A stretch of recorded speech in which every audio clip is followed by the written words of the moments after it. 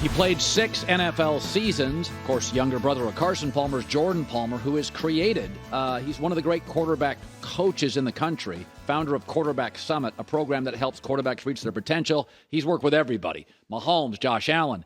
And so also has a podcast called The Quarterback Room. Give it a listen. So let's, we talked about this yesterday I was talking to Steve Keim, a former GM, and I said, there's a difference between a 24-year-old and an Achilles surgery. He's never been paid the big money. There's no ring, no legacy. You wake up every day with that hunger to get back. Aaron's rich. He's got a ring. He's 39. And this rehab's going to be daunting. Do you worry about that? I mean, absolutely. I mean, there's the mourning of what happened to the football world, losing an Aaron Rodgers on all the things that we were all looking forward to see. But when you just look at the rehab of this, he's 39. You got to look at some other sports where this has happened. I mean, we all watched here in Los Angeles, we all watched Kobe, right? Pop his Achilles and then sink a free throw. But Kobe was 35 when he did it. I'm friends with a guy named Drew Marcos who consulted on that. He's a great physical therapist. And when you go through that, and I heard what Mark said yesterday, it's one of those things where you have those milestones, but it's a decision in the beginning. I'm either going to do this and pursue this with really everything that I have, or I can't do it. You can't 75% an Achilles injury, especially at 39. And so I'm fascinated to see not how the rehab goes, but that decision that Aaron makes, right? And we all talked about the decisions that he had to make this year, leaving Green Bay. He went in a cave, and we all talked about it for months and months, and how he came to a conclusion to move on, go to the Jets, and lay out what he was trying to lay out this year. But I'm just fascinated to see how he makes that decision. And if he decides I'm all in and I'm doing this again, I don't think there's a problem. And again, the key thing, this was a week 1 injury. This happened at the beginning of September. This did not happen in the playoffs. This is not a November injury. So that's an extra couple months. And when you look at the protocols and the rehab and how that goes, I think if he makes the decision that I'm chasing this the same way he chased it this year, then I think we're going to get a chance to be just as excited in 12 months from now about Aaron Rodgers' start as a Jet as we were on Monday. So Josh Allen is somebody that you've mentored and been part of his process. And I said yesterday that we know the value of coordinators, Kyle Shanahan and Matt Ryan. Matt Ryan's always been good. Then he became great. We know this to be true, is that in my business, political people, presidents, senators, when they have the right wingman or kingmaker, they're better at their job, even if they're good at it. And so Brian Daboll and Josh Allen, I felt like he sandpapered him. The mechanics got a little cleaner. He got a little more patient because he tends to be he's so gifted athletically. He can be a tad impatient or a tad leaning on his arm over everything. Very natural. Bradshaw, Namath, those with the great arm will use it.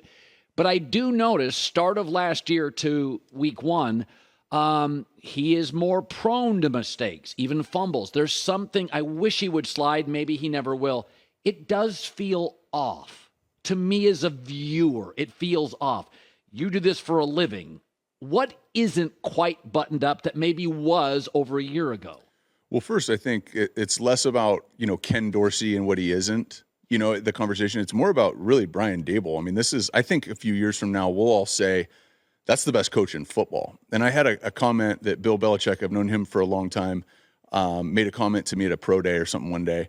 And we were talking about Daboll, and he said, Daboll's one of the only coaches I've ever been around who could be an elite offensive coordinator in this league like he is right now. He could also be an elite defensive coordinator, and he could also be an elite special teams coordinator. He understands football at that level. And so when you lose that, you don't just kind of replace it, right?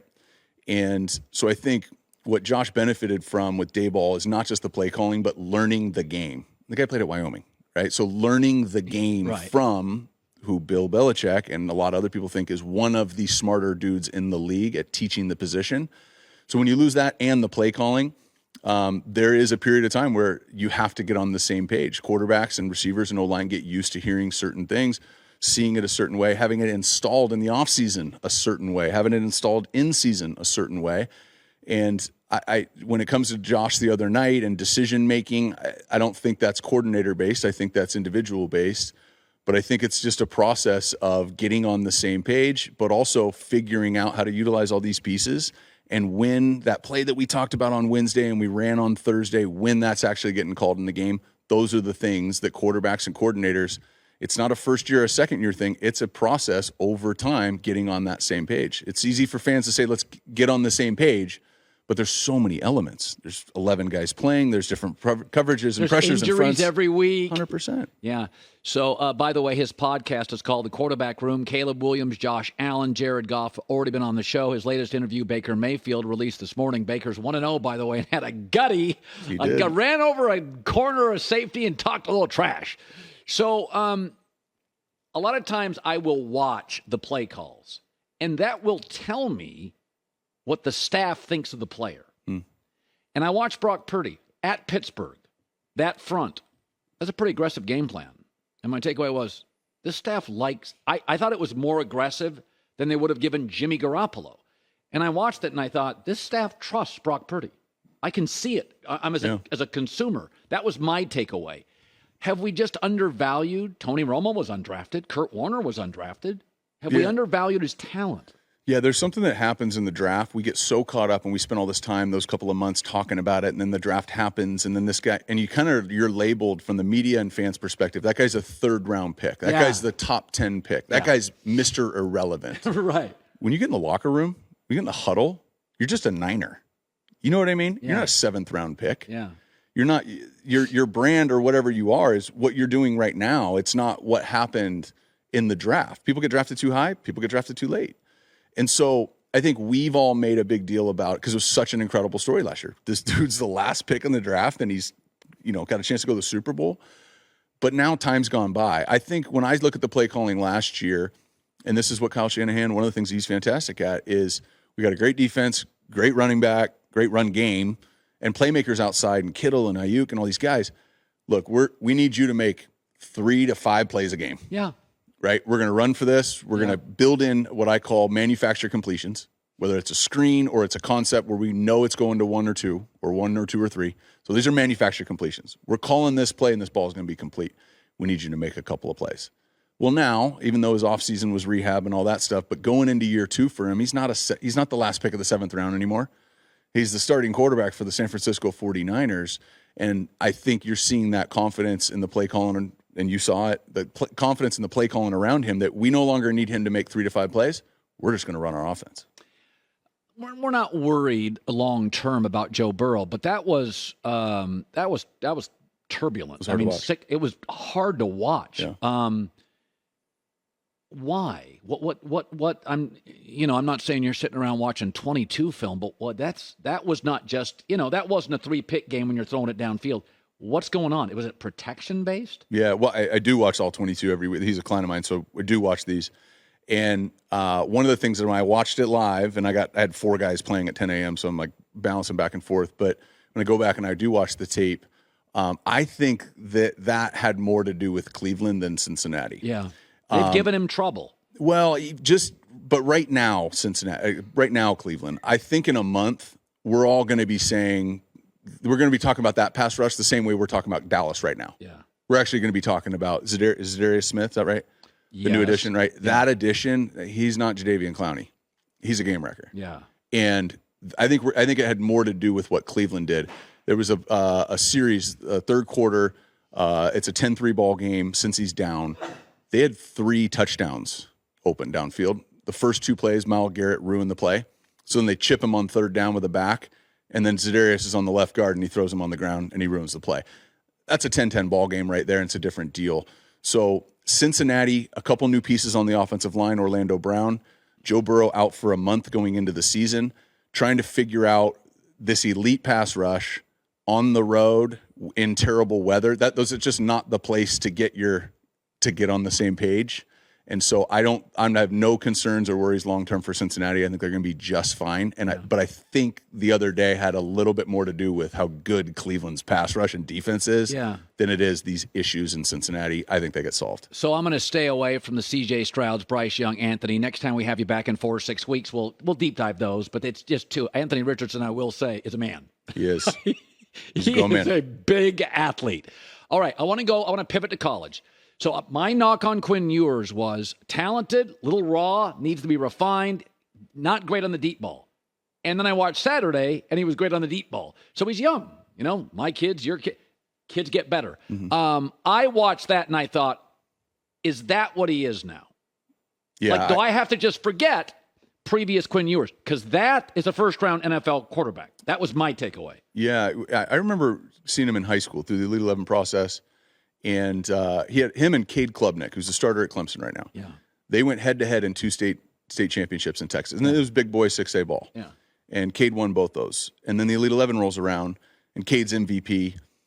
And it just felt like Quinn was okay with that, right? So there was questions around the competitive temperament. He's got the bleached mullet. He's kind of heavier than he should be. Yeah. And then he leaves early for the NIL. That was really the first move in NIL, was him going to Ohio State and not playing his senior year at all. Yeah. So somebody skips their senior year of high school, you start questioning their competitive temperament. Yeah. And I think what it was just a maturity thing. Yeah. And when I look at him now, he looks great, right? He's in great shape. He got a haircut. Yeah. He's pulled like a Morgan Wallen. You know what I mean? Had the mullet and had issues, and now all of a sudden he's the number one artist. And then hearing things out of Texas, I think he's just grown up and matured a lot. And you know me, I've always said the 2 most important traits in a quarterback: confidence and maturity. And so with him and Sark in these pieces, I think Texas, they just beat Bama, but I think Texas is for real. And I think Quinn has now positioned himself for where he was coming out of high school, which is, when you're the number 1 recruit in the country, you should play well in college and get drafted high in the NFL. That's the trajectory. And I think whatever he did this offseason, whoever's pouring into him off the field has done a fantastic job. And I think we're starting to see a young star emerge. So I've never seen, this is probably a bit hyperbolic, I have never seen a conference with more NFL quarterback prospects than the Pac-12. It's insane. Even the kid from Clemson who went to Oregon State, who I was never a big fan of, maybe Jonathan Smith has turned him around. And Riley Leonard at Duke, the kid at Florida State, Shedeur Sanders, who, early glimpses, wow. Yeah. I still think Caleb Williams is a notch above them. You've had him on his podcast, your podcast. I think it's funny about quarterback play. I think he is mature, and I think he is confident. When I watch him play, and this is just my takeaway, is I think they put a lot on him, because I watch how multiple USC is, and it feels very pro-like. That's what it looks like to me. Like they're asking him to do. Now, maybe that's not the case. But when you did in the podcast with him, beyond what I see, is there a juice that when you talk to him, you see confidence, maturity? How mature can any 22-year-old be? They're all kids. What is it that you see maybe that I don't, because you do this for a living? I think he does so many things athletically that wow us, right? Drops the snap, picks it up, and rips it 60 yards. He just does these things where you go, well, let me say that again, right? That you can bypass or not notice some other things, like how intelligent he is and how much they put on him. And one of the things we talked about— That's very Mahomes-like, by the way. And Josh and several guys, right? We all assume, Tom Brady and Peyton Manning, they're brilliant and they're geniuses. But just because somebody's really fast and makes wow plays doesn't mean they're not brilliant, right? Right. It's just that's not where our eye goes. With Caleb, and I've worked him out a ton. I had you would have loved an all-time throwing session, just me, him, and Burrow up here in LA this offseason. But one of the things is, and I'd asked him on our show, you went and learned Lincoln's offense when you go to Oklahoma. Who'd you watch, right? You learn a new offense, you're watching the game tape. You can choose from Kyler Murray, number 1 pick, Heisman Trophy, Baker Mayfield, number 1 pick, Heisman Trophy, or Jalen Hurts, who's played in the Super Bowl last year. And it was interesting. He goes, the other 2 of those guys are so athletic, I didn't want to rely on that. And so I actually watched, even though Baker's a really good athlete, you just can't compare him to Kyler and Jalen athletically. He goes, I actually watched all Baker. And so just the maturity to really look at that and go, let me look at a way this guy played in this offense and was asked to. I know I can run around, and he might be the best athlete of the 3 of them, but let me watch and learn that side of it. And I think with Caleb, what it feels like to me, you just named a bunch of great college quarterbacks, and there's another list too of more guys. Those are all great college quarterbacks. It looks like Caleb would be one of the better quarterbacks in the NFL today if he was playing. I think he'd be playing at a high level in the NFL. It looks like he's getting to play one more year against some college kids. Yeah, I think there are, you see this from time to time, where a guy, it doesn't happen a lot, but you'll see, like Justin Jefferson. I remember when he was in college, you're like, oh, that's a pro playing on Saturday. Mm-hmm. Jamar Chase had a little bit of that. Yeah. And you do get there's about 1 kid or 2 kids a year in college football, and you're like, yeah, that's a pro who plays on Saturday. I feel that with Caleb. Yeah. By the way, what a benefit to not only get Lincoln Riley, but Cliff Kingsbury, 100%. who can say, okay, this is what you're going to see, this is what you're not. It's such an advantage for him. Jordan Palmer, quarterback consultant, 6 years in the NFL. Anything else here? Quarterback Summit. Mm-hmm. Let's say I'm a dad, got a kid's quarterback. Where do I go to find you? QBSummit.com. I run camps around the country called the Summit Tour, and then spend the rest of the time working with college and pro guys. Look great. So, you're in shape. Looks like you could play today. Thank you. If you get I play more catch than anybody my age, other than Aaron. You get a call from New York area code. Could be the Jets. Just it ain't going to be me. I know that. Call my brother. I'd go get Andy Dalton. I thought was not a bad fit. Yeah, there's some guys. I'm hearing Carson Wentz, but there's some guy. Just get somebody else in the room, or who knows which way this is going to go with Zach. And I hope it goes awesome for him. I think he's learned a lot in a short amount of time being around Aaron. But add somebody to that room who's just started 50 games. You know what I mean? He's just played a lot. Great seeing you, man. Thanks for having me. Congrats on all your success. We'll have him back in a month or two. We'll do a little deep dive on all the young quarterbacks. We have footage and that sort of stuff. Hi, everybody. Thanks for watching. Subscribe here to get the latest from the show. Also, be sure to check out more of the best clips from The Herd or go watch a few segments from other shows on FS1.